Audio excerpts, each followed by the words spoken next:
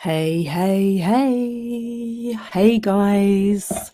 Hope everyone's doing good. It's Go to Your Own Research.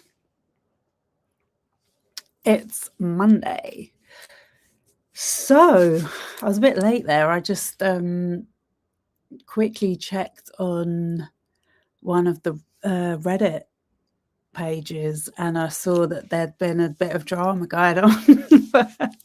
But yeah, no, tonight's live stream, we're going to be talking about Alexa Nikolas again because she has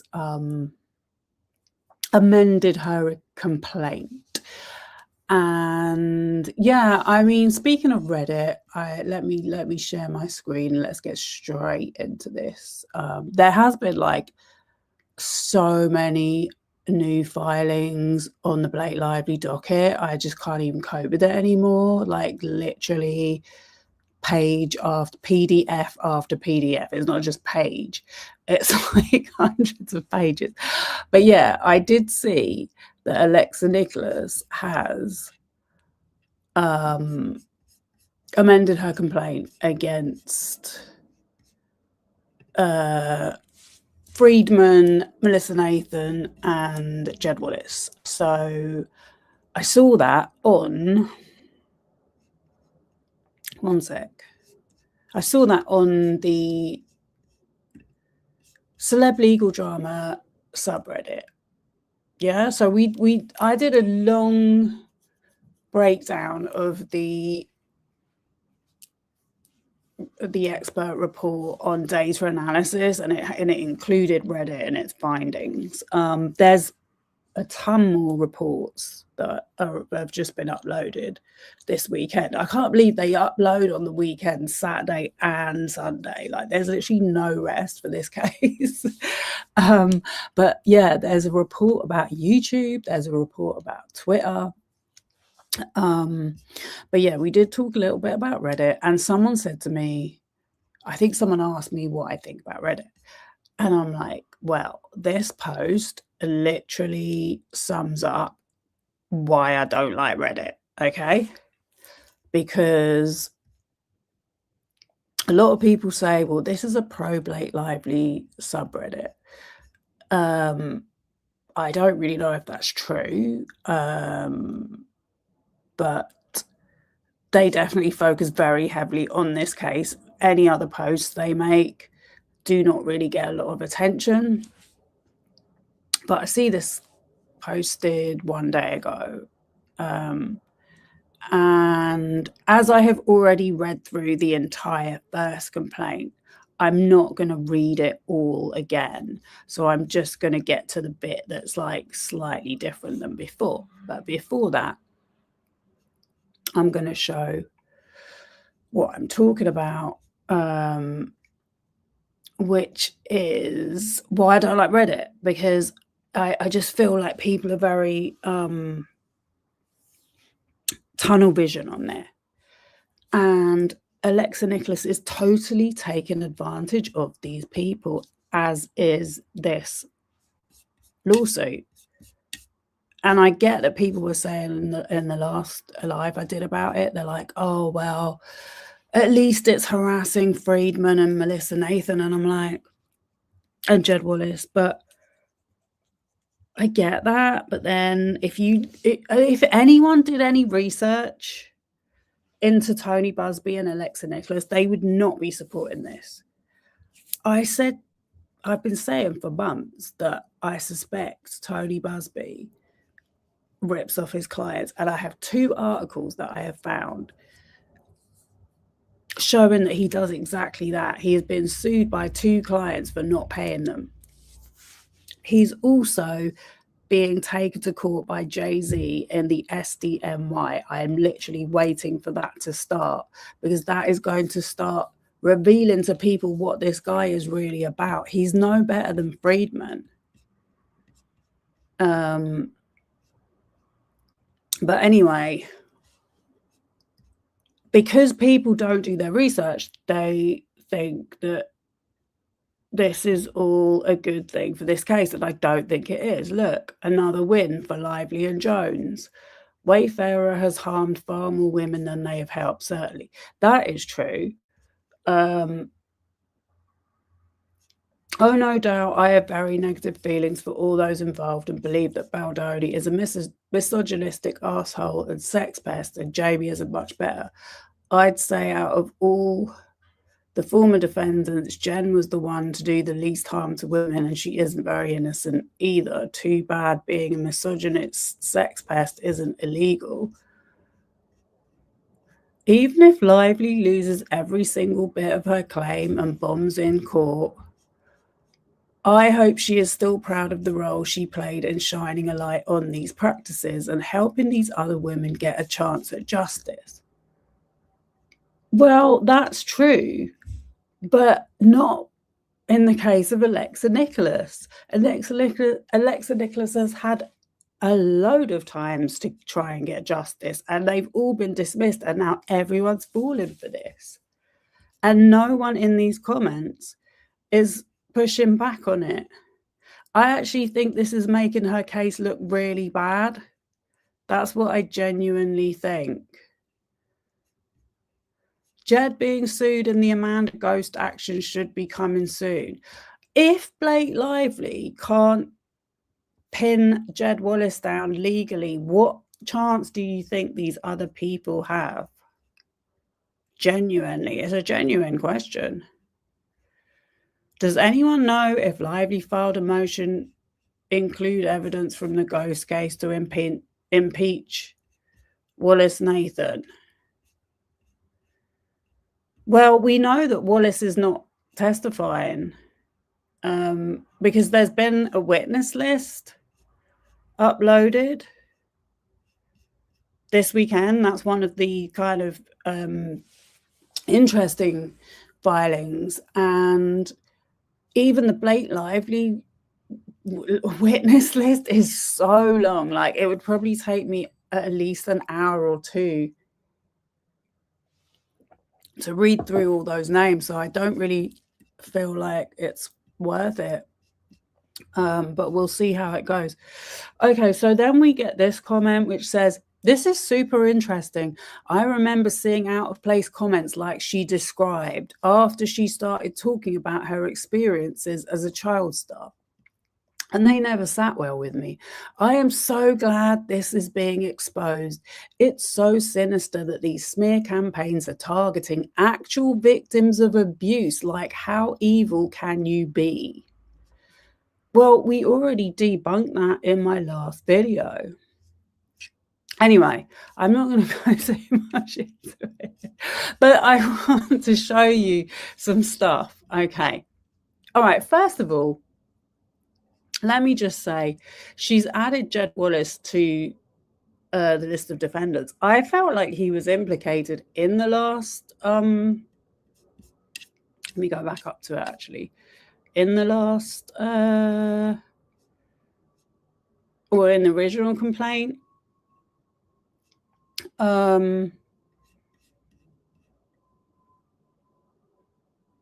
But I think we already explained in the last read through. She's suing for defamation. Blake Lively tried to sue Jed Wallace. He was excluded immediately. She had no jurisdiction over him.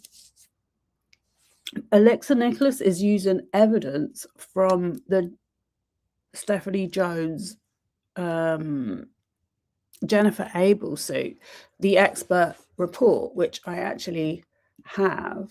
I don't know if I've got it to hand, but the guy's name is, anyway, it'll probably say, I think it's Norton or something. So they're using that. And if you look at the language, everything is suggested, implied. It's not definitive evidence. Then there's the fact that Melissa Nathan was working at a different firm to Katie Case at the time of these websites appearing, which was in she alleges 2022. So there's all sorts of issues. What we have is a load of backlinks to different websites all over the internet, and they're claiming that's defamatory and a smear campaign, when I showed how many people on the internet have been speaking about Alexa Nikolas organically for years, and the stuff that was alleged on these websites I didn't even know about, and I have done a lot of research into her. So I just think that it's a bogus claim. But yeah, so they're saying that in addition to adding Wallace and Street Relations as defendants, her amended complaint adds a claim for intentional infliction of emotional distress to go along with her defamation claim, adds new language addressing the statute of limitations issue, which is a potential problem for her defamation claim, by clarifying, alleging that she diligently took steps to try and identify who published the defamatory statements, that the statements' publishers actively took steps to obscure their identities, and that she only was able to discover their identities in December 2025. There is California precedent that the SOL for defamation should be told, i.e. paused, under such circumstances. Well, the funny thing about this bit is that when Blake Lively sent out subpoenas via social media platforms, all of the content creators were saying that was an infringement on people's rights to privacy and free speech. Alexa Nikolas being one of those people. The final section on SEO backlinks with signs of common authorship is particularly interesting in that it names new potential victims of Nathan Wallace Friedman smear sites, negative SEO, along with the clients who might have commissioned those smears. Potential smear victims target named in this section of Nikolas's amended complaint. So she's added some more people.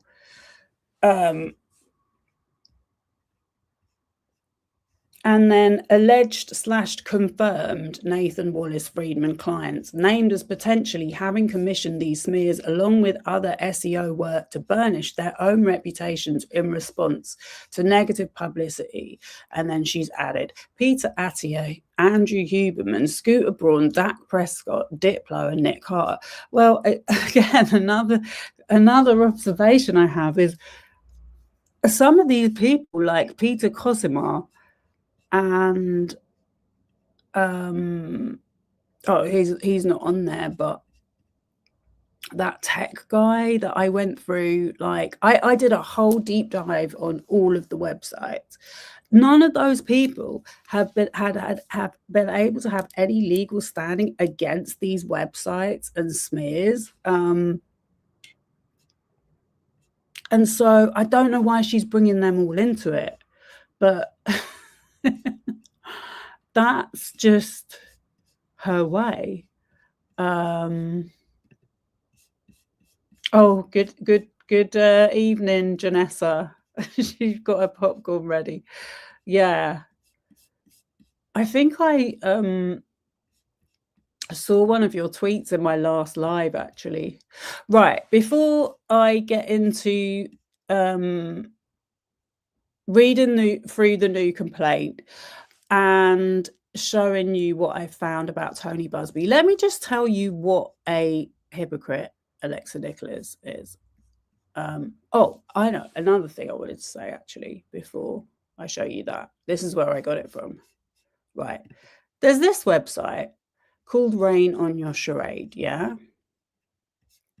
Now, a little while ago, someone from the pro-Blake Lively community suggested to me that this was part of a smear campaign against Alexa Nikolas, this website. Not me personally. I just happened to hear it.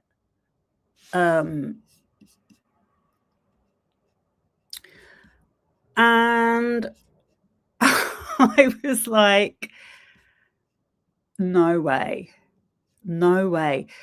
First of all, yeah, this person, look how many hours they have put in of work compared to what the sloppiness that we've seen from Jed Wallace and, quite frankly, Melissa Nathan, who just can't even spell anything on a text. Comes up with stuff about Taylor Swift and her jewelry and her cookie recipes. These are all the videos she's made.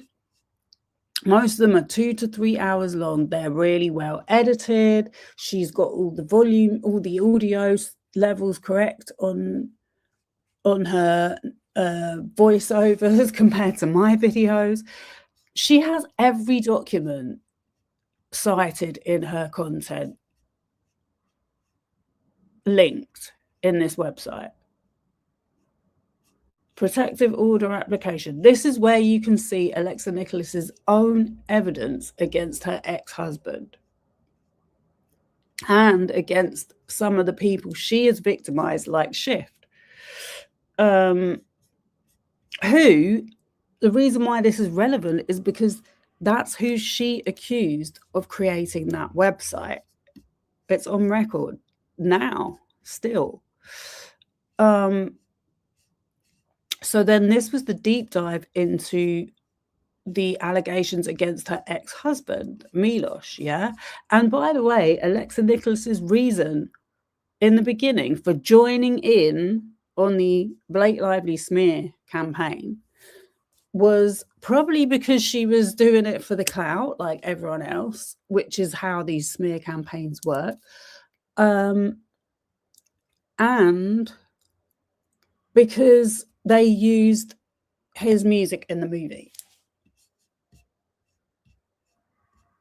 which actually, the more I learn about it, makes me kind of support him more, because, yeah, that was Blake Lively's choice of music. So the first one she made was this one, which was Alexa Nikolas's public claims about ex-husband Michael Milos of Rye. And then that goes through how she started an online smear campaign against her ex-husband using her platforms and her fan base, which she still had from when she was on Nickelodeon and did a couple of movies and did Tumblr posts and hang out with people like Vanessa Hudgens and allegedly leaked nude photos of her. This was all what I showed in the last live stream.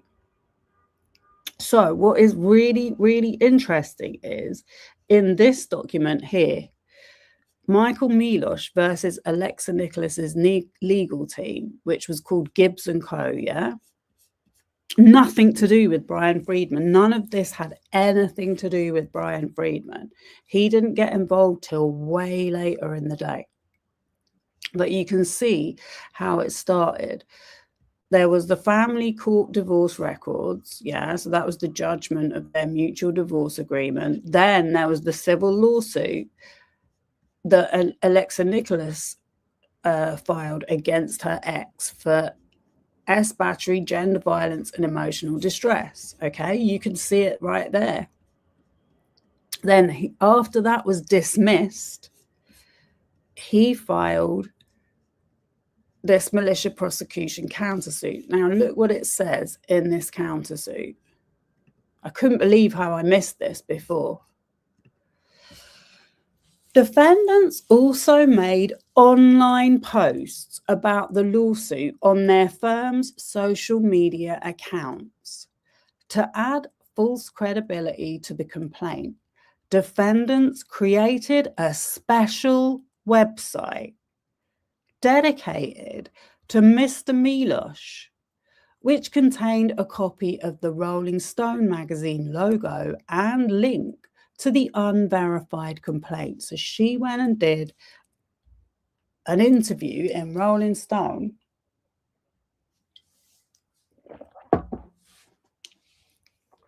to make these allegations about him in the magazine. This is a violation of Rule 3 and the rules of professional conduct, which states in relevant parts that a lawyer participating or who has participated in an investigation or litigation is prohibited from making out-of-court statements about the matter that the lawyer knows or reasonably should know will be disseminated by means of public communication and will have a substantial likelihood of materially prejudicing an adjudicative proceeding in the matter. Again, defendants ignored this rule and instead tried to use the media as leverage.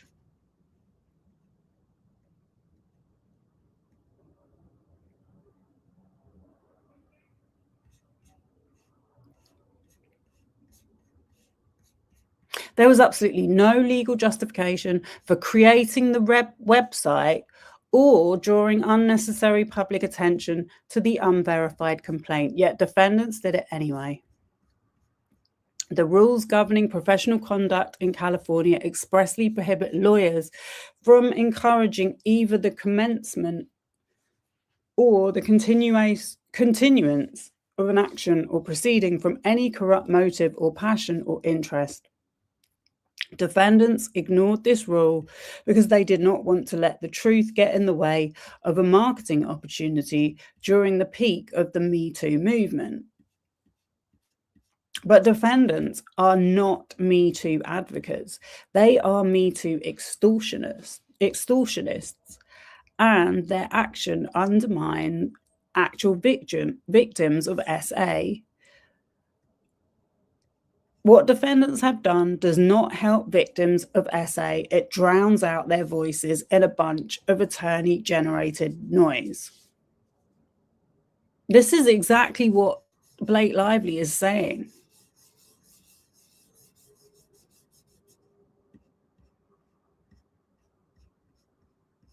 This is what Alexa Nikolas's legal counsel did. Are you all seeing this? I don't know how many things I can show you.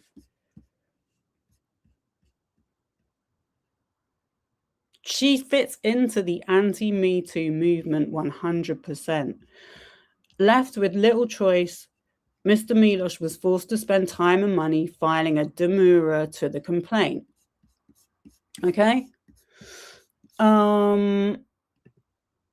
Yeah, I didn't even know about this men's rights movement until probably a few months ago. But people say as well, follow the money.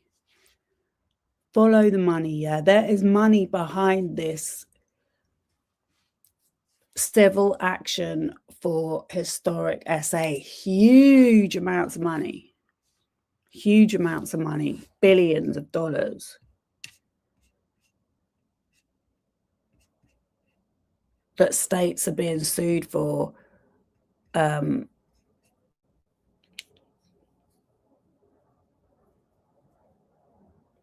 settle cases. But yeah, let's get on to the current lawyer she's using against Friedman, etc., which is this guy, Tony Busby from Texas, who as what's his name? Inner City Press. So Inner City Press covers all the court cases going on live at the SDNY court in New York.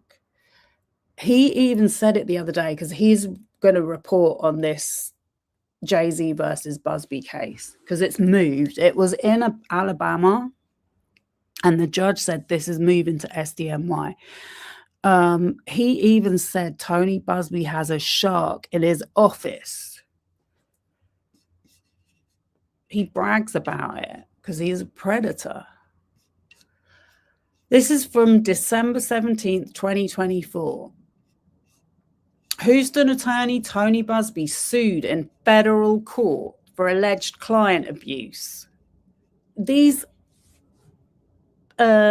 articles are really hard to find.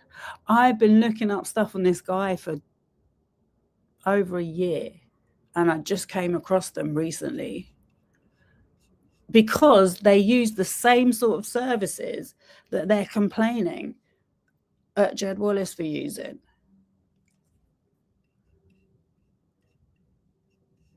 Digital manipulation.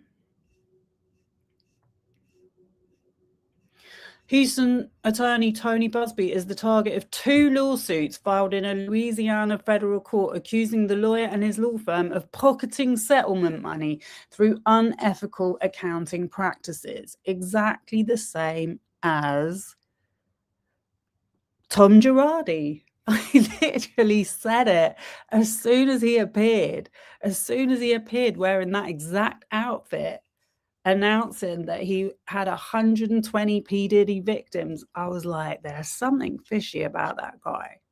It turns out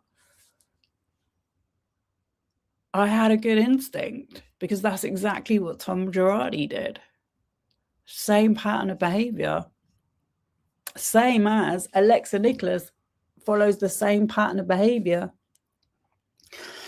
as these litigious, defaming and lying YouTubers like Jonathan Lee Richards, like Without a Crystal Ball, who we're just going to get onto in a second. She's scamming people. It's not helping victims.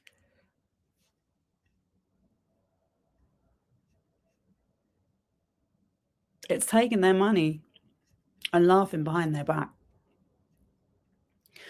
We have reported this conduct to the authorities, Busby wrote. Busby has dismissed the claims as patently frivolous, arguing they were designed to harm his reputation and undermine his firm's role in representing alleged SA victims.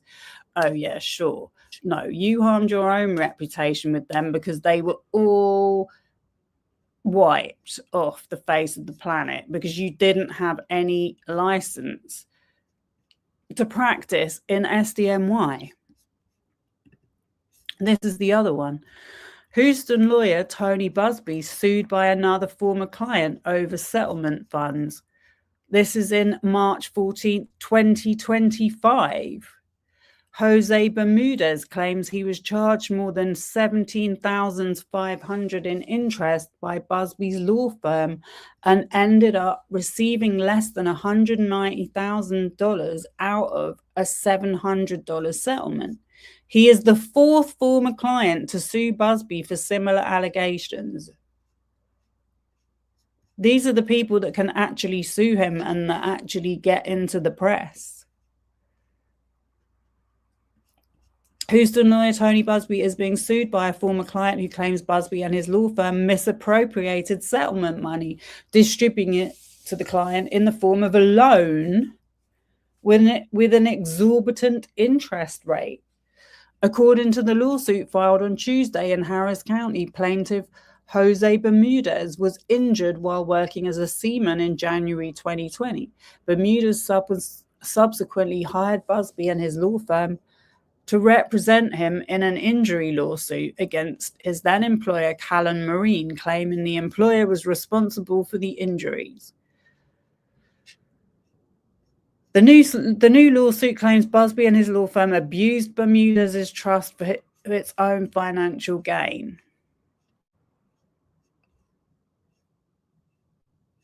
Blah, blah, blah, blah, blah. I'm not going to read the whole article because I don't want to make this too long.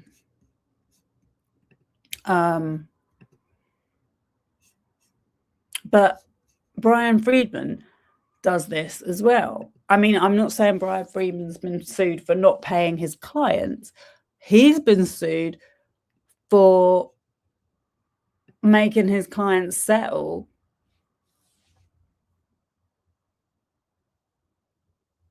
at a rate that wasn't worth their while. And then it turns out that he does this double agent thing where, in the case of Michael Jackson, he sent a PD to Michael Jackson's victims and got them to trust him, as he worked for the police, previously worked for the police, and then came to them and said that he was going to represent them and that he believed they needed to get justice from Michael Jackson estate without disclosing that he worked for the Michael Jackson estate. These lawyers are shady.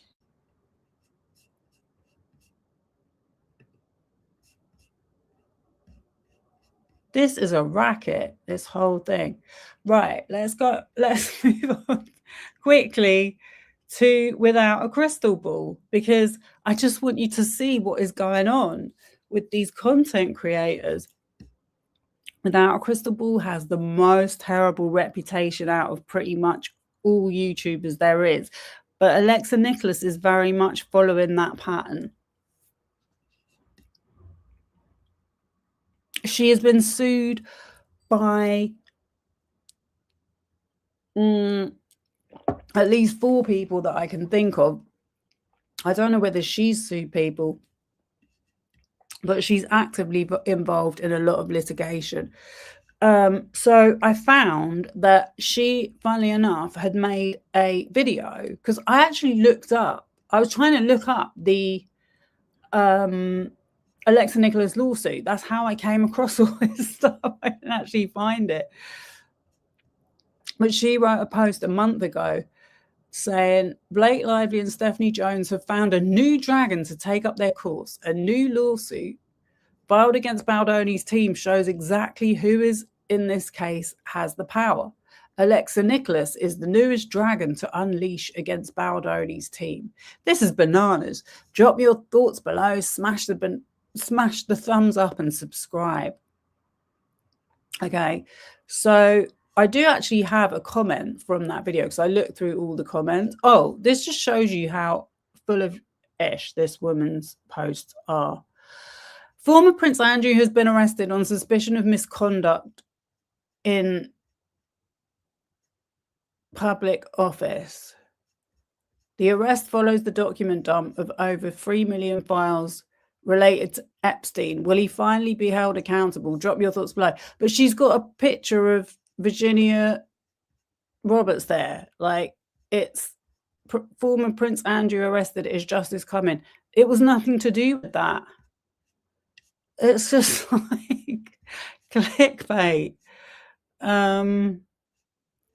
She's got Colleen Hoover's career is cashing out.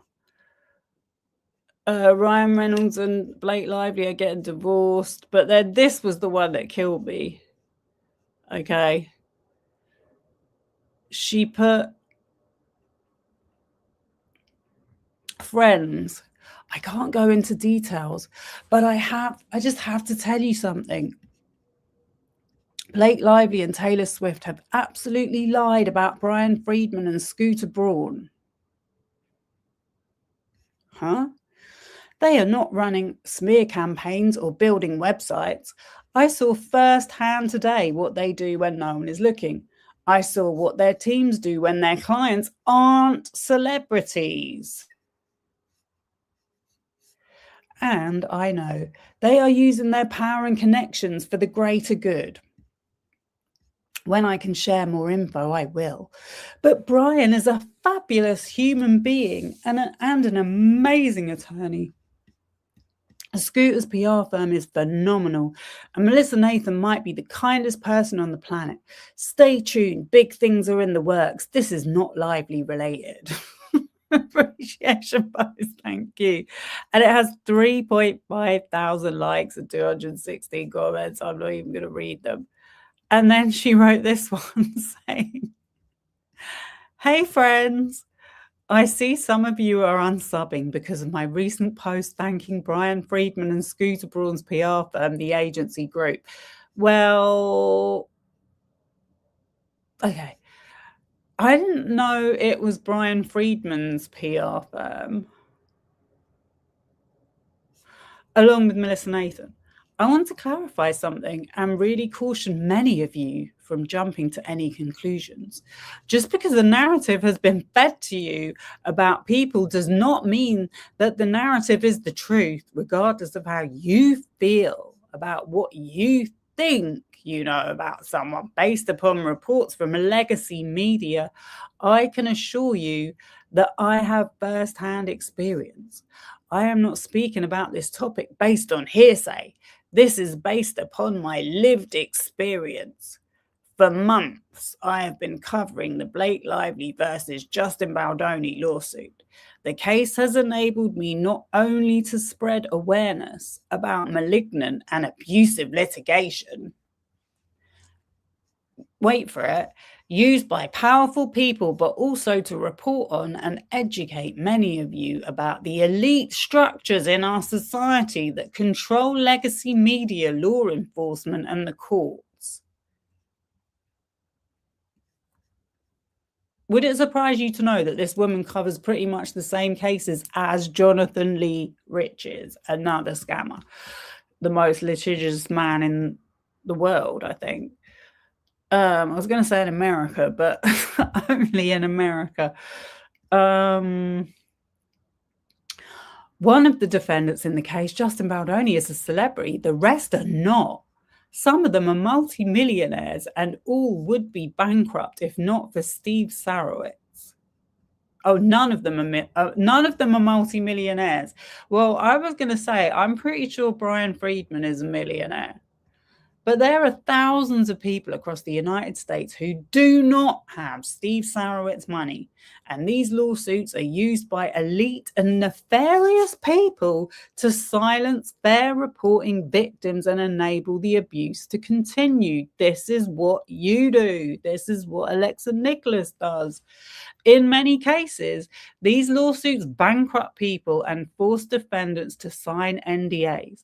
None of this helps victims, and it only helps the abusers. I've been working tirelessly for nearly a decade to report on and advocate for victims of human and sex trafficking. Here are the facts. So then she goes on to say, all this to say that while Brian Friedman and Melissa Nathan do work with celebrities, I witnessed firsthand what they do when their clients are not celebrities. Their passion is not about smearing anyone, but rather helping people not be silenced and abused by those in power. Facts that I know. Melissa Nathan does not build smear websites. Brian Friedman does not build smear websites. The nefarious spin about their work is completely fabricated.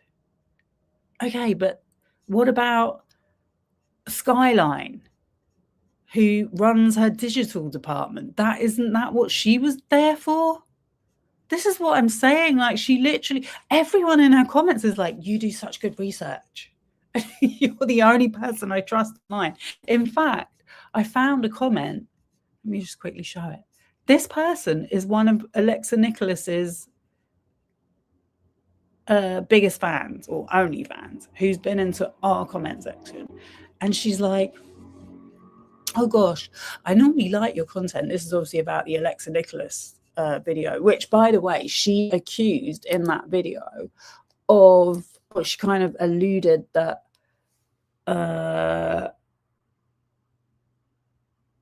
Alexa Nikolas was being put up to this by Blake Lively. It was her new BFF, she said. Yeah, this person said, I normally like your content, but you do have to do more research before you speak on Drake Bell. He never hurt a child. Really? So why was he charged with a child endangerment if he never hurt a child? That doesn't make sense to me. Just like Justin, he was falsely accused. So these people want to dig up these messages from a case that has been signed and sealed. From a teenage victim to prove themselves right about Drake Bell. A former child stay. You couldn't make this up. And this same person accused me of,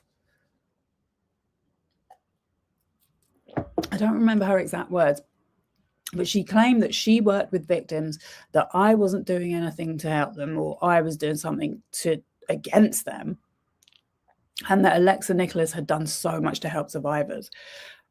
And I'm like, you are seriously deluded, because this is, I feel like, genuinely how they think. And if you watch without a crystal ball and like her content, that just tells me everything about you. Drake was even on Justin's podcast. Yeah, exactly. That should tell you everything. And yes, Tembaj did defame her. No, she didn't. She literally didn't even publish anything about her. She was in a live chat and sent some tweets, I think, maybe. With Friedman, I'm not so sure. It's probably nothing. Probably nothing, sure. Right, I'm getting to this.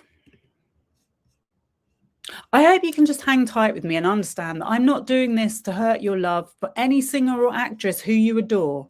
You can still listen to Taylor Swift or whoever you want, but I also think that it's important to remember that not everyone is who they appear to be, nor are the bad stories you hear about people the truth. I can attest to this because I have been the target of a smear campaign for several years.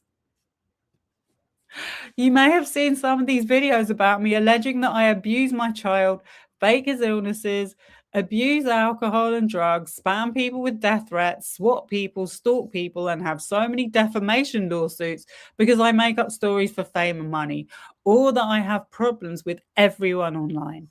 None of this is true. All of this has been targeted and coordinated.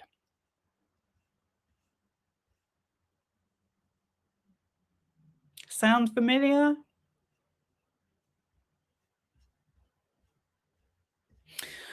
Many people fall into holes where they watch videos about me and think I'm this nefarious, evil person when it's the furthest thing from the truth. I have spent hundreds of thousands of dollars in legal fees fighting against these lies, and I'm at a point where I cannot do this alone anymore. I'm beat up, exhausted, and feel defeated. Then don't. The world will be fine if you don't do your channel anymore. And I think this person has been literally banned off of Reddit as well. But this isn't about me. It's about the countless people who are out there who are invisible and being victimized through trafficking. This is what I'm working to expose and fight against. So please, I just showed you that because I'm like, you couldn't make this up. You couldn't make up how she's accusing, and most of her content is about these people who are literally reality stars, and she's talking about it's not real life.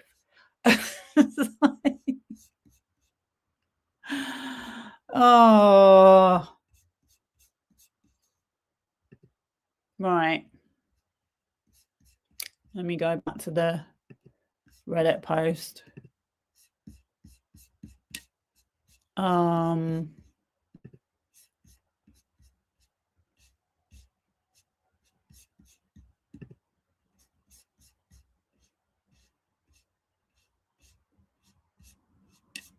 Okay.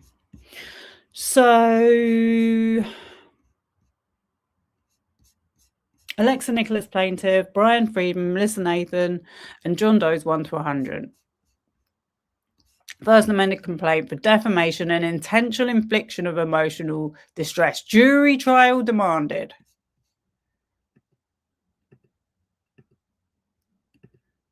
We read all of this on the last one and debunked it. I'm going to get to this page. And, okay, so let me see if I can find the... One sec, sorry.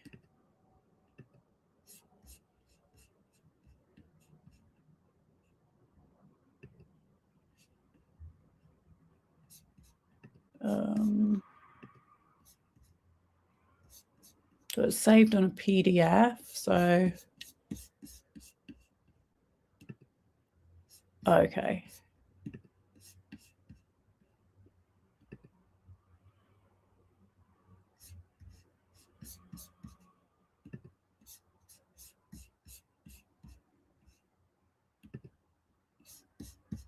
I can't remember how to share the I have the report from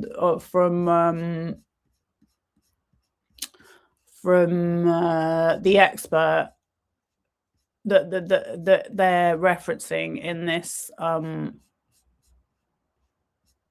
in this lawsuit against Brian Friedman, Melissa Nathan, Jed Wallace, and Street Relations. Okay.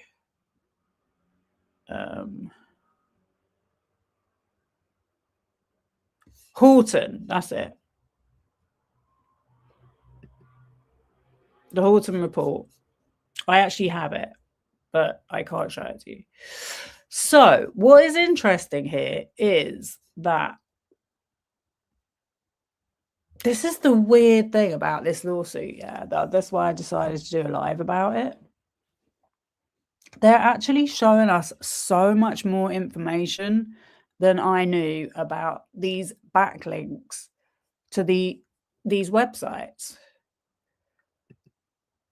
So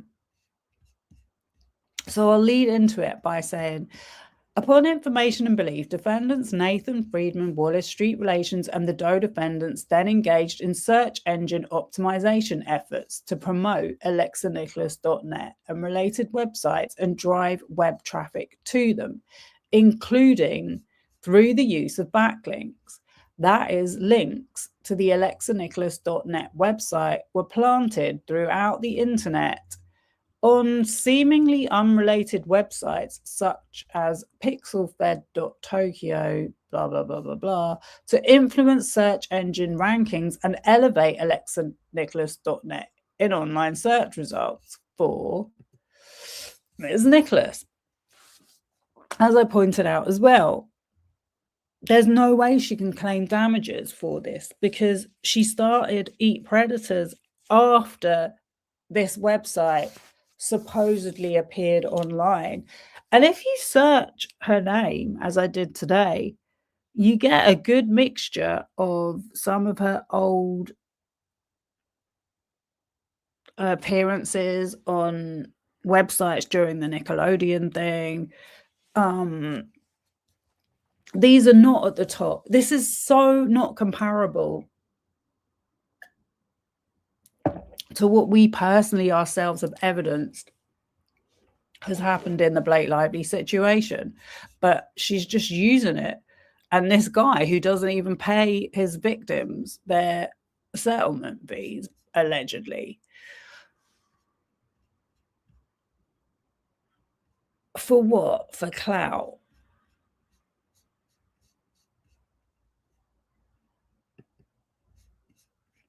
Defendants' efforts were successful in, as alexanicholas.net ended up on our Nickelodeon Reddit feed, which has thousands of viewers. Yeah, but if you actually look at that post, it's only got about 3 comments. Every single post about Blake Lively gets so many comments, even if it's in support of her. There will be people from the troll farms invading. That's another reason why I don't go on Reddit, because it's the same people every day convincing you of the same arguments, which are irrelevant to the case. One of the tactics used to backlink Ms. Nikolas websites was to create blank profiles on various sites that link the alexanicholas.net website. For example, the following profiles appear to have been made simply to spread the smear websites. So we've got the Pinterest, and then all these. Ms. Nikolas did not create any of these profiles until the information discovered in the Lively, Jones and Ghost lawsuits was revealed in late 2025. Plaintiff did not know who created these profiles or what the purpose of the profiles was, as they were done so anonymously, concealing whoever the creators were. Upon information and belief, another tactic to boost the smear websites was to include the website activity and comments on other unrelated websites that include such terms to try and influence searches about Ms. Nikolas and links to the alexanikolas.net website and lookbackfraud.com. I fully believe that lookbackfraud.com website is made by someone promoting the man's rights movement and the anti-Me Too movement. I really do, because if you look at the people on it, that's all of their enemies. Oh my gosh.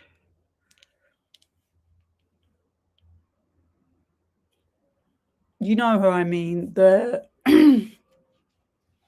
woman attorney. Oh my God, I really wish I didn't forget people's names in the middle of doing a live. But Gloria Allred, she's their number one enemy. Gloria Allred has been standing up against this kind of behavior for years, and won.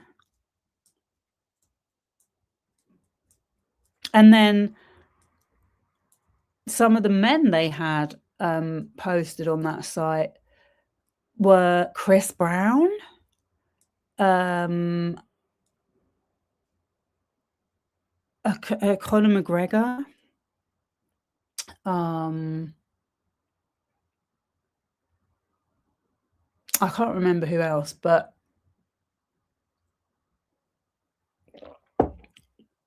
Chris Brown beat up Rihanna back in, when was it? It was like the 2000s, and he's got away with violent crimes ever since then. Even just recently, he had a case in the UK, and he managed to get off that for beating someone up. That was a guy as well.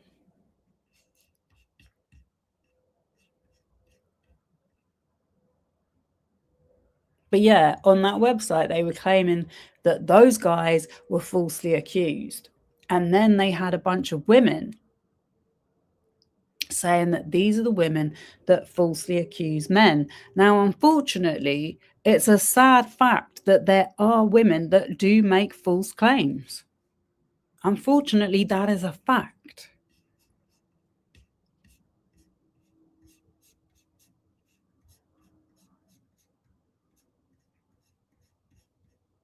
Upon information and belief, another tactic, and sorry, the men's rights organization will take those very small amount of women and make a huge thing about it.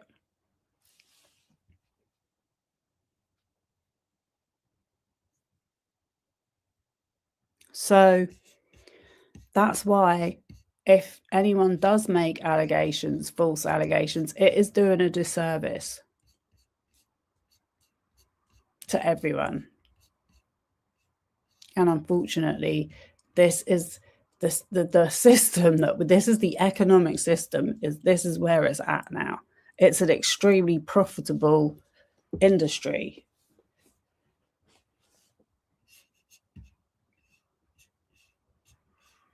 And these guys like Busby and Friedman are 100% capitalizing on it.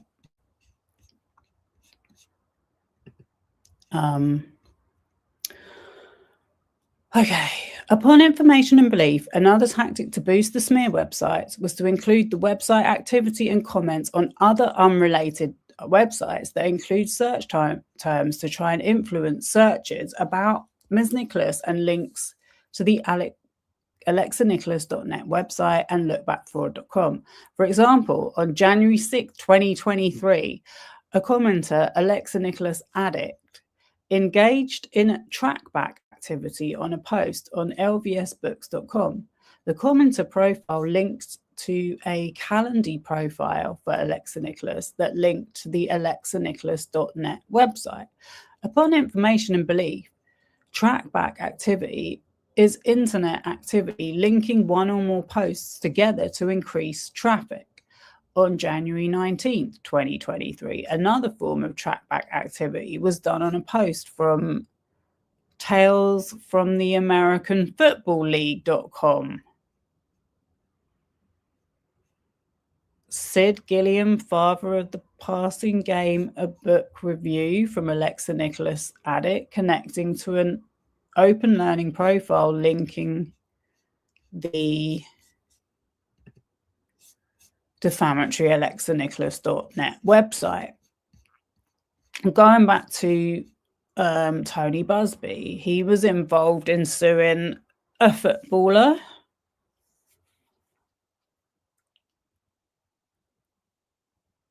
And then one of the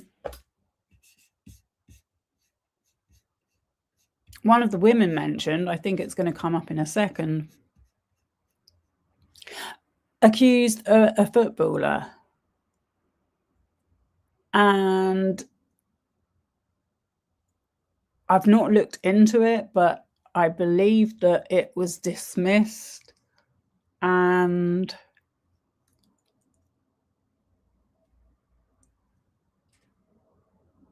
I mean, when I say I've not looked into it, I've not looked into it before this live. I've looked into it previously.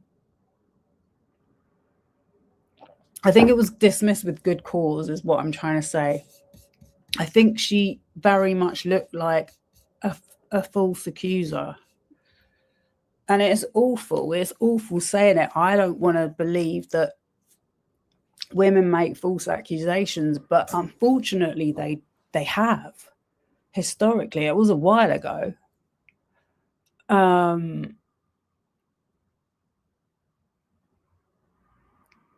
For example, a post on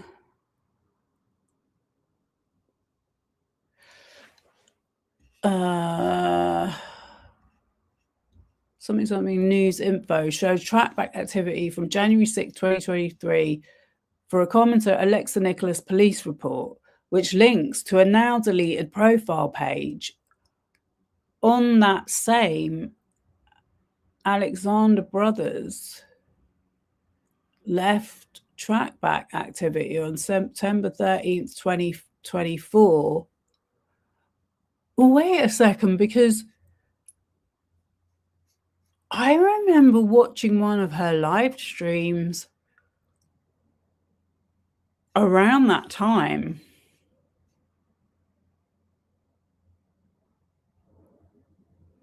I need one of you Alexa Nikolas old watchers to help me out here. But wasn't that when she made the Look Guess Who series? And this was the only one of her live streams that I watched. And it was about Autumn Whitaker. And she went into great detail about how much this girl, Autumn Whitaker, her former friend, had harmed her.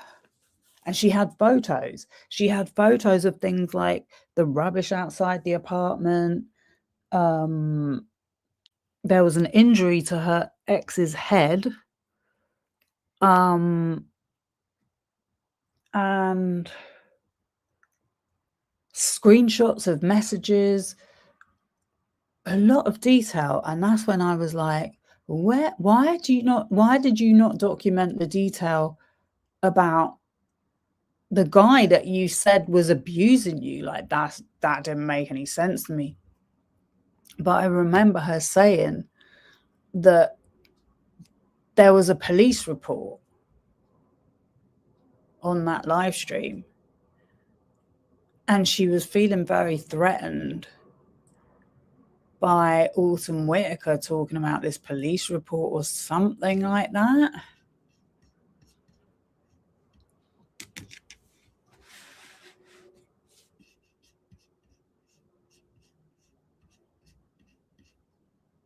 I just think that the way she's like framing it, that Brian Friedman or Jed Wallace or Melissa Nathan sat in on her live stream and got all this information together. I don't know. I just find it so hard. And another thing that they've done, I meant to show it actually on the Without a Crystal Ball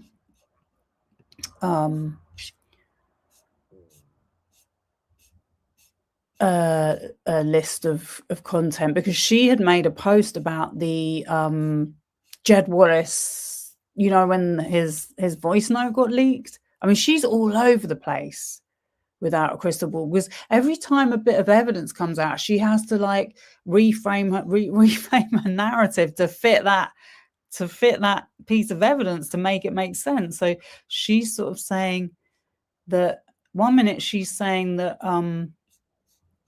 Rebel Wilson is going to make Blake look terrible. Then she's saying, oh, the Jed Wallace voice note is nothing to worry about. It's like, you just sat there and heard a man say, we really need to make this woman look like a bitch. That's his exact words. And he said we need to do that. When he said, I think he's talking about Friedman. He doesn't say his name, but it would be very safe to assume that's who he's talking about. I meant to say, actually, another thing she has done is, let me just show you this quickly. I don't know, I hope to never talk about Without a Crystal Ball again, but look at this. A month ago, Blake Lively lied about me in an expert report by accusing me of being part of an orchestrated campaign against her. She attempts to tie me to the campaign with no evidence, despite her withdrawal of the subpoena against me. Also, she wants money from Justin Baldoni for what I've posted, as well as from other content creators. Should I sue? I just can't get over these people. And I just like, it's not even them. It's like the people that watch them and don't seem to have a problem with their complete and utter hypocrisy.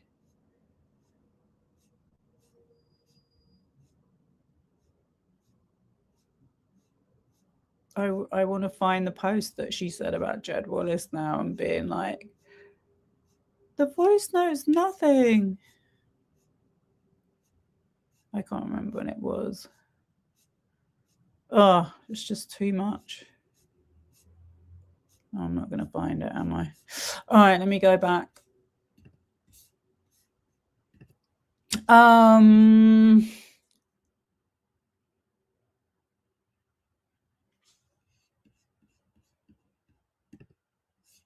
Oh. Hey, Kayla. Hope you can catch the next live. Yeah. This one isn't going to be too long. But I miss you in the comments. Okay. Let me see.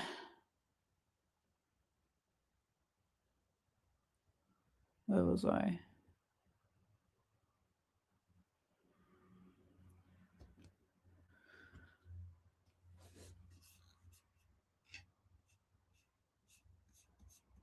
There's an overlap in this activity between Miss Nikolas and others who, upon information and belief, were clients and targets of the defendants. These overlaps further evidence the likelihood of common authorship. So it's likelihood of common authorship. This is literally a suggestion. For example, a post on Namibia Daily News Info. I mean, these are like literally spam websites. They're literally spam websites. No one reads them. And well, I mean, people can read them, but not anyone intelligent.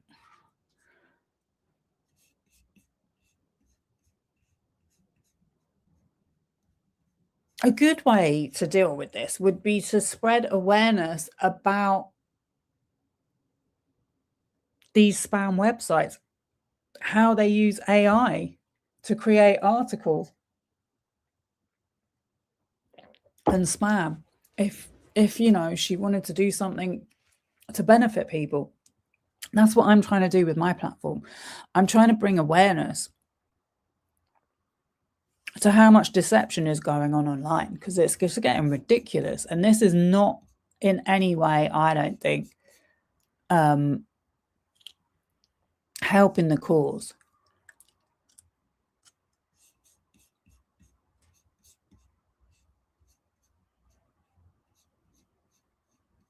So, from a commenter, Alexa Nikolas police report, which links to a now deleted profile page on that same Alexander Brothers left trackback activity on September 13th, 2024. That's a whole year and a half later, linking to Alexander Brothers Sextorted.net, another website identified in the Lively and Jones lawsuit, showing common authorship between other sites, such as those associated with Stephanie Jones and Amanda Ghost. Yeah, so I think what happened was they were asked, I think, Jed Wallace, I think Melissa Nathan has got a big mouth, and she did say something like, oh, Jed Wallace works for every law firm in LA or something like that. I believe that. I don't think he's working exclusively for Friedman and her. I think this is just a scam that's been going on for ages, and this whole situation has finally shown us the evidence that we needed to expose it, and that is thanks to Blake Lively. So, and Stephanie Jones, to be fair, because I mean, Stephanie Jones was the one that opened up the phone and then passed it on to Blake Lively, and then she kind of published, you know, allowed it to go public.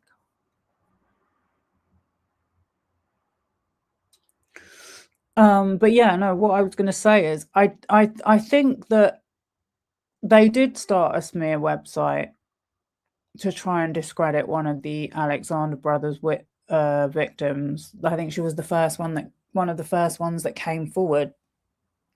But I don't think they have the evidence to show that it was written by Tag PR.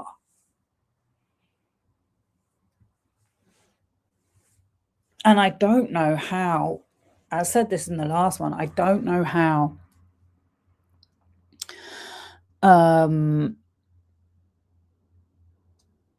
strong this backlink stuff is to, I think that's why he does it. I think that's why he does it. Jed Wallace, I'm talking about. I don't think he gives a F, because he's like, well, no one can prove this was me. He's that casual about it. Even if they do prove it was him, it doesn't really mean that he's broken the law. Like I'm just being honest. I don't think it's technically illegal to do this.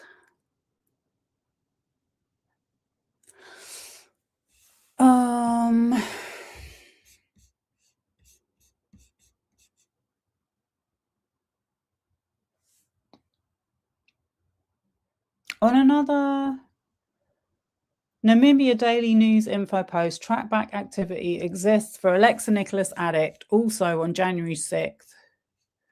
On that same post is trackback activity on March 18th, 2024, for another individual who appears to have been a target of defendant Wallace's work, Anya Belcampo, linking to a YouTube video about an alleged scandal connecting Belcampo meets. This was days before an article titled Andrew Huberman's Mechanism of Control had come out in New York Magazine, making allegations about Mr. Huberman's relationship with women, including a Sarah, who was also later outed as Anya, the woman who had co-funded Belcampo Meets. Upon information and belief, Huberman had been introduced to defendant Wallace and Street Relations Inc. by defendant Friedman. On another website, I think I did look all these up. I just it's just been going on for so long. My brain's a bit frazzled. But I've definitely heard about this Andrew Huberman, and I'm sure he's one of these weird health guru guys. I'm sure he's abused women. I have no doubt. I can just tell by looking at him because of the content he does.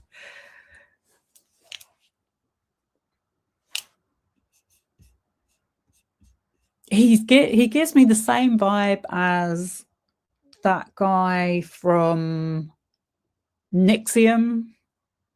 He's in prison now, but I'm not saying he's done anything in the same category, but he just gives me that vibe. It's like, I can't stand those wellness fitness guru influencers, because I know they actually do have quite a strong impact on men. They do. Men believe some of the bullshit they talk about.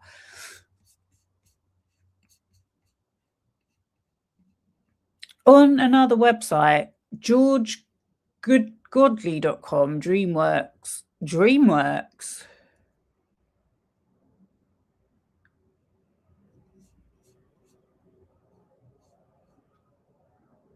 Flirt Networking Geo Godly Summer 2016 London, UK. What? Trackbacks for Alexa Nikolas false and for Peter Commissar, disgraced ex-Goldman Sachs banker sued by Scooter Braun for fraud. Peter Commissar previously was involved in litigation against Scooter Braun. Oh yeah, like Scooter Braun is doing it as well, yeah. I mean, I just think it's like, it's an intimidation tactic to make people feel a bit paranoid and anxious, but I don't think you can by itself categorize it as smearing. Not Peter Commissar, but one of the other guys that United Talent Agency sued. He was kind of like, his attitude was kind of like, yeah, it was really crazy. Like, a lot of them are like, it's really crazy they're doing this, and obviously they want it to go away, but then if they don't have that much money, they're not going to, I don't think they're going to pay anything. It is kind of like extortion, actually.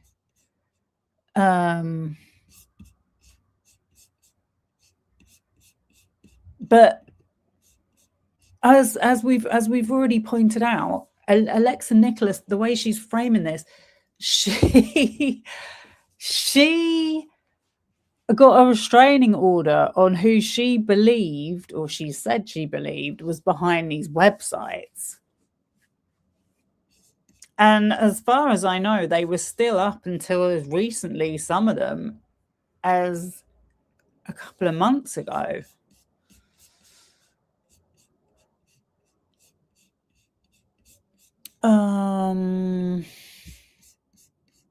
Upon information and belief, Nathan has worked with and for Scooter Braun for years, and his former company, Hybe America, is the majority stakeholder of defendant Nathan's company, the Agency Group. In Commissar's complaint against Braun and others, he alleged that both Braun and his business partner, David Bono, had alluded to a smear campaign that would unleash asserting based on purported conversations he had had with certain persons. The overlap again appears to evidence common strategies being used against Ms. Nikolas and Mr. Commissar. Another example of, funnily enough, okay, on this Commissar one, Jed does have actually an investment experience background. Those are his areas. He's done investors, weird health guru types, alternatives to recovery program treatments, and addiction recovery treatment programs. I guess there's an overlap in all of those areas. But also, this is a commonly used practice with actual investment companies. They're called activist investors. This is actually a known practice that they do. They smear companies in order to break them up and sell, and so they can buy them, devalue them, and buy them cheaply and profit.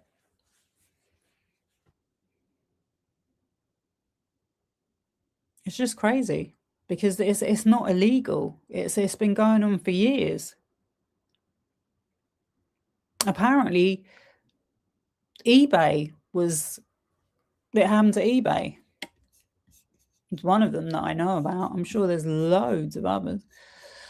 Another example of this online activity is for the Look Back Fraud website. On the website set up by DCW user Luann Russo authored a nonsense article titled "Most People Will Never Be Great at Victoria Shores." Oh yeah, Victoria Shores is the name of the woman who accused football player Dak Prescott of sexual misconduct and is included in the alleged influencer army previously identified on lookbackfraud.com along with Ms. Nikolas. Their setup DCW post lists Alexa Nikolas in the search for stopped CW.com Alexa Nikolas and lists Alexa Nikolas on top of the article. Finish the article with, "If you adored this post and you would such as to get more info pertaining to Shelley August,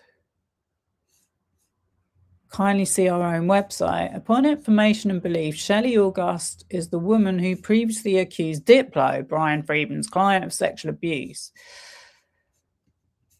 The BandLab link went to a profile on BandLab.com titled Look Back Fraud and includes a link to the Look Back Fraud website on the profile in the setup." This is all very boring and technical. "There is a hyperlink attached to the word adversity in the article that connects a medium.com account for Look Back Fraud that links to lookbackfraud.com and includes links to various other profiles." I actually looked at that Medium post and it's still there.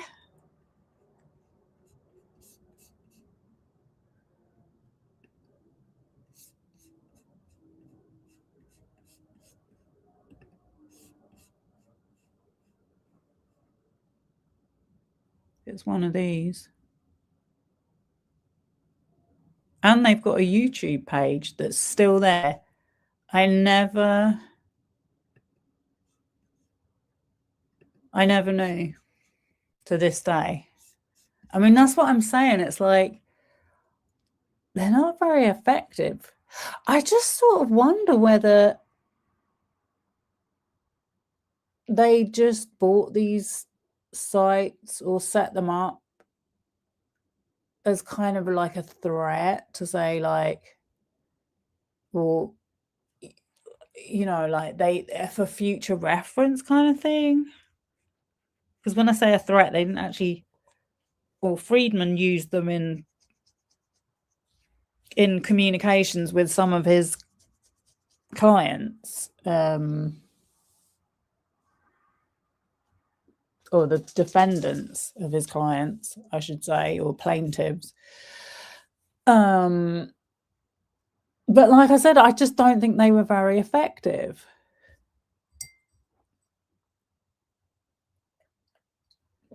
I just think it's weird. Just very weird behavior.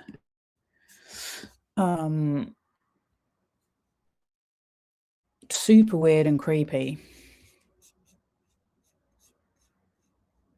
In addition to the Victoria Shores article, Luann Russo authored 5 posts on the Step Up DCW West website titled "How Kaylee Law Made Me a Greater Salesperson." Okay, so this is someone who used to be in Eat Predators as well. The advantages of Shannon Roof. How to rent a Shannon Roof without spending an arm and a leg, and don't fall for this Thomas Girardi scam. Kaylee Law was also identified on lookbackfraud.com as an individual in the influencer army who previously accused individuals of SA. Shannon Roof is an individual who accused Nick Carter of SA. This strange online activity appears to have no other purpose than to boost the lookbackfraud.com website, as the articles are completely unconnected to the other content on the website.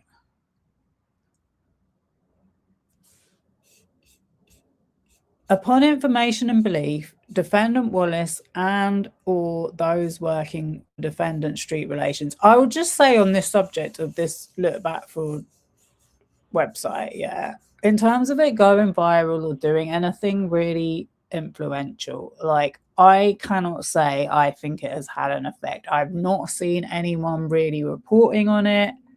The only reason why I know about it is from following this case.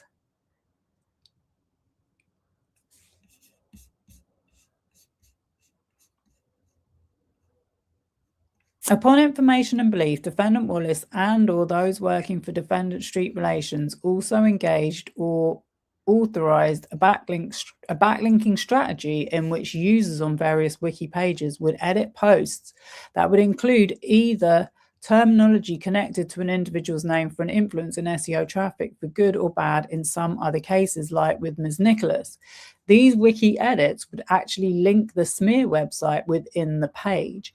This backlinking was done by users posting edits to various wiki pages. For example, for Miss Nikolas, various pages were created about her, and some included the terms designated to harm, such as Nazi.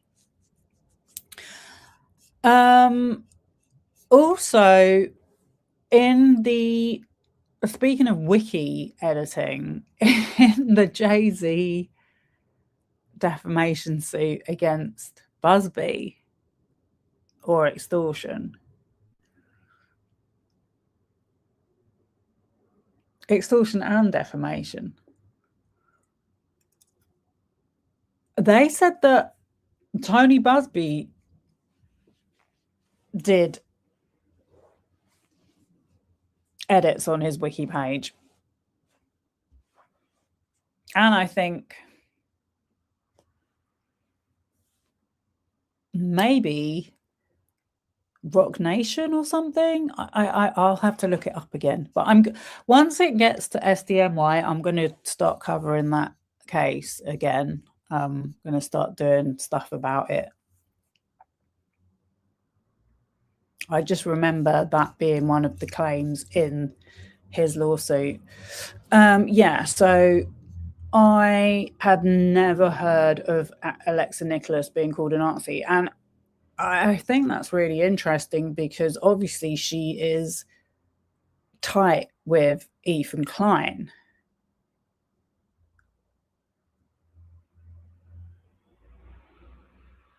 And they're extremely pro-Israel.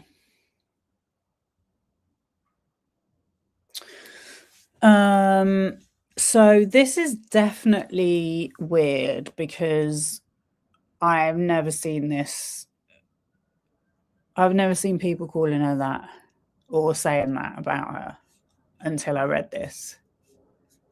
These pages also link to other profiles that appear to have been made as her with links to alexanicholas.net smear website.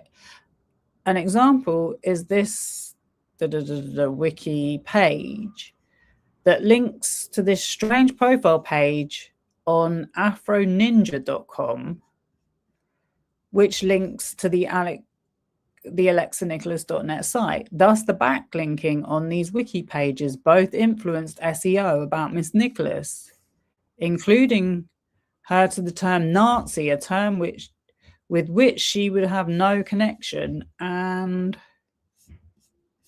oh,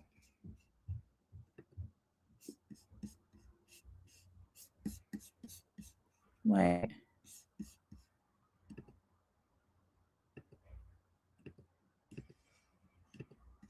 what happened?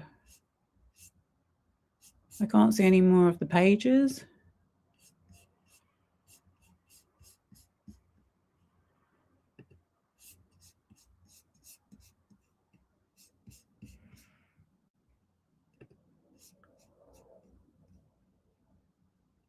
Let me try refreshing.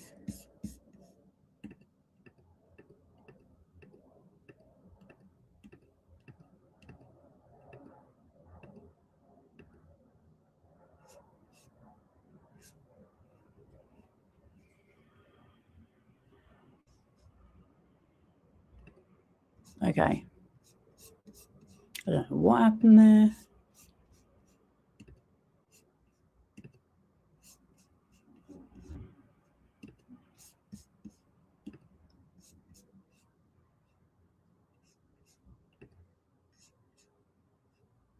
It appears that these wiki editors have common individuals they also seek to amplify, such as defendant Jed Wallace and Peter Attia. These same editors will also discredit individuals such as the woman who allegedly accused Andrew Huberman of misconduct in a 2024 New York Magazine article, and Craig Flanders, Brian Friedman's former opposing counsel. The common threads between these individuals are defendants and their clients.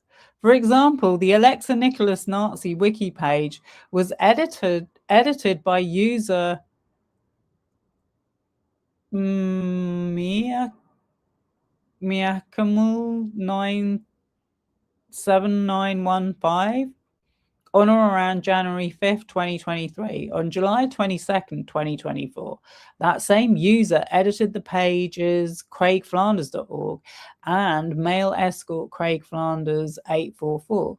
The user Jacqueline Chamel 2127 edited an Alexa Nikolas bipolar with entry on January 5th, 2023, and edited the pages Jed Avery Wallace 841 and Jed Wallace Street Relations 982 on December 26, 2024, sharing the signal hire page for defendant Wallace's company Street Relations Inc. Yeah, I do remember seeing that. On the same wiki site, user Mitty Gormy 6901 edited the pages Alexa Nikolas Crime and Alexa Nikolas Lies 840 on January 5th, 2023. That same user also edited wiki pages designed to promote Jed Wallace and the Street Relations Signal Hire link. The backlinking activity done to Miss Nikolas appears to follow a strategy used to attack other individuals with interests opposite defendants Friedman, Nathan, and Wallace, and the individuals they have represented. For example, on the same wiki site, a user whose name is literally backlink buyer posted edits to pages promoting negative narratives about Anya Bernald on March 18th, 2024, and Craig Flanders on July 22nd, 2024. That same account also edited wiki posts about Jed Wallace with that same signal hire link on December 24th, 2024. So I get what they've done now, because they filed that lawsuit before this, and then they realized, oh, wait a minute, I think we better make this more about Jed Wallace. So they've just added in all this stuff linking it to Jed Wallace.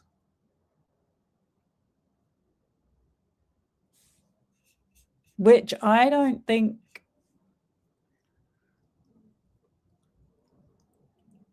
I don't think... I'm not saying that I'm not saying that Jed Wallace isn't responsible for this stuff. I wish that he was going to testify, but apparently he's not.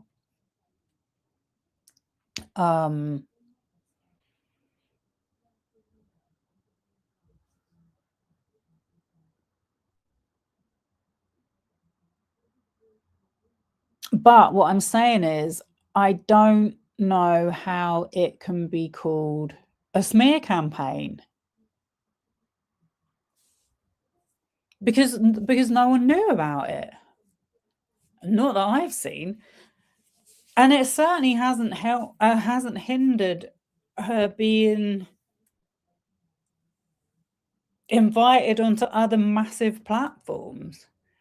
Defendants engaged or authorized a strange backlinking strategy in which users would edit various posts on wiki pages. In addition, and also, like in the case of Blake Lively, yeah, we've seen like so many people online willing to express their hatred of her. In the case of Alexa Nikolas, obviously that's a much smaller group. Most people, what I see is, I have seen people calling her a monster, but most people that have come to comment have done it from a place of her genuinely hurting them, that they've had some kind of personal interaction with her, more so than just a vague idea of who she is as a person. She has actually managed to silence anyone that has wanted to have any kind of critical conversation with her. And then I meant to say this at the beginning of my video, because it's probably going on for a bit too long, but it's going to be finished soon. We've only got a couple more pages to go, I think. But why does she not go after these huge content creators like Adam McIntyre and Paige Christie, who had like hundreds of thousands of views on their videos criticizing her, made a lot of content criticizing her?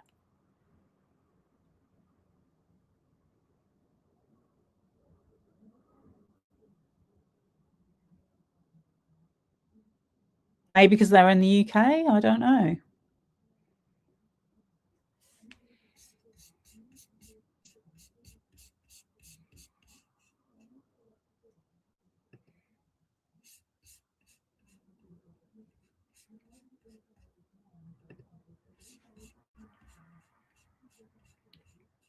So yeah, I think that was pretty much all there was extra.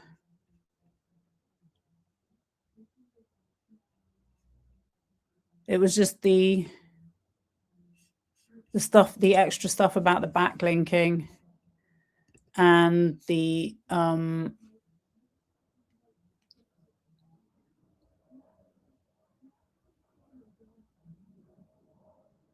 and the other websites connected.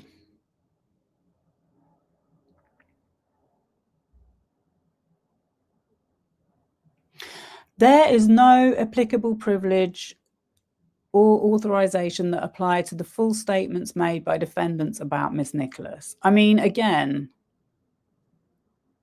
I don't know about her being. I don't know about her being a Nazi, but I've not seen anyone else talking about it. First of all, and second of all, I kind of feel like some of these are going to be seen as free speech.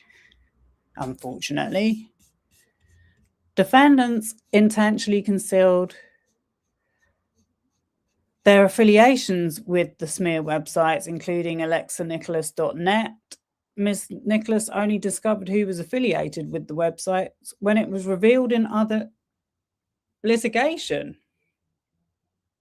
Did a very good job of concealing their affiliation, because he literally edited his own Wikipedia page, apparently. I don't know. I just think this is going to be hard to prove. As of the date of this filing, Alexa Nikolas is still live, and the domain was registered on February 10th, 2026 by an individual or entity using Namecheap Inc. to keep their identity private. The domain was re-registered on February 10th, 2026. That was like after she filed her previous lawsuit, wasn't it? Or just before? I can't remember when it was now.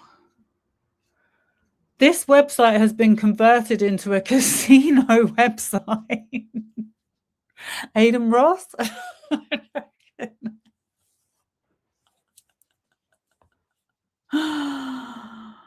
Oh, this website is not owned, controlled, or operated by Miss Nikolas, and she has absolutely nothing to do with the content on it.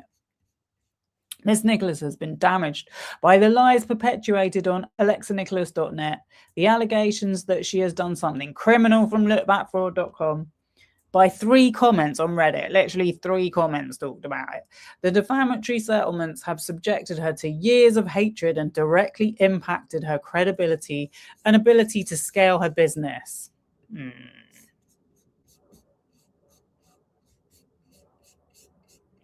I think all of that was in the last one.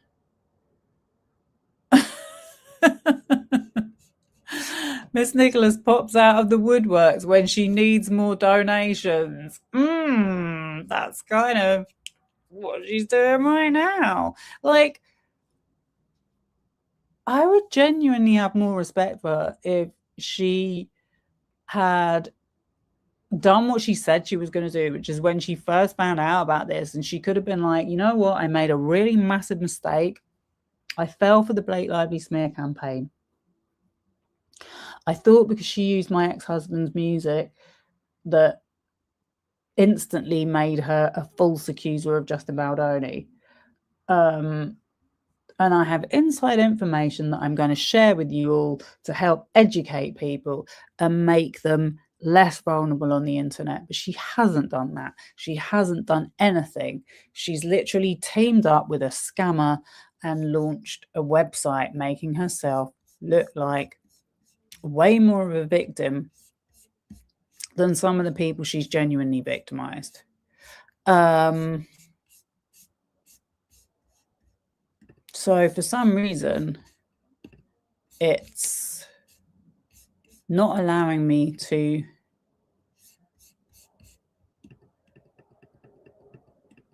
see all the pages.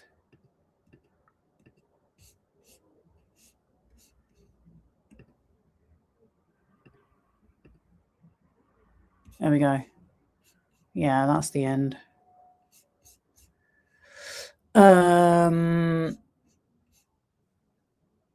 Okay, so this is the new cause of action: intentional infliction of emotional distress.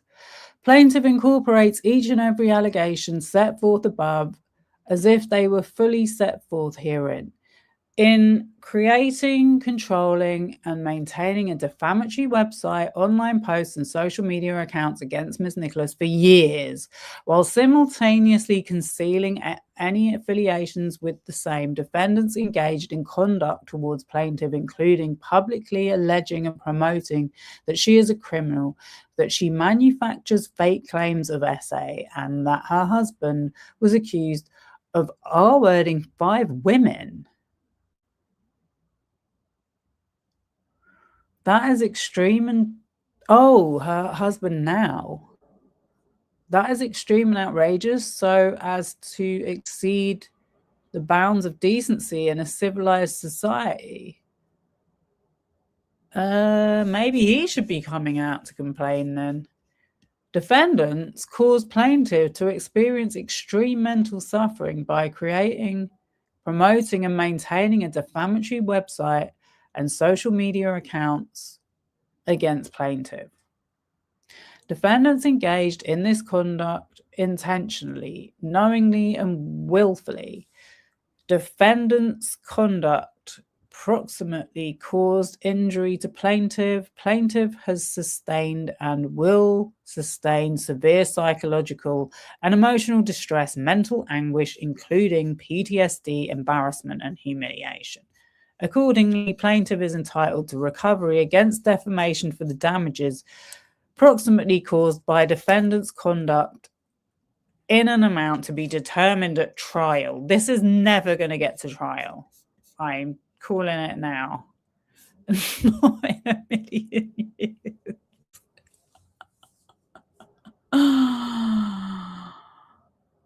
Oh my gosh. Right. I'm done. I've got nothing else to add, I don't think, for tonight. I'm just going to end by saying, please go and look at this website.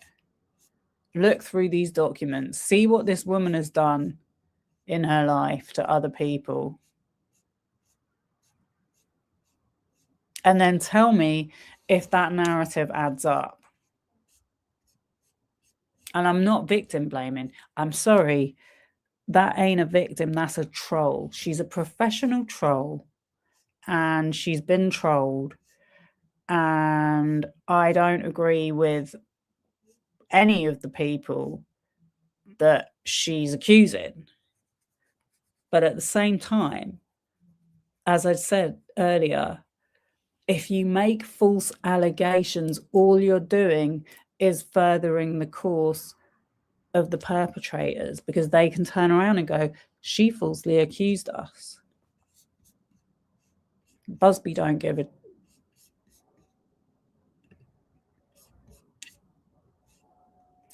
So, yeah. And I mean, I just have to question why she would choose him.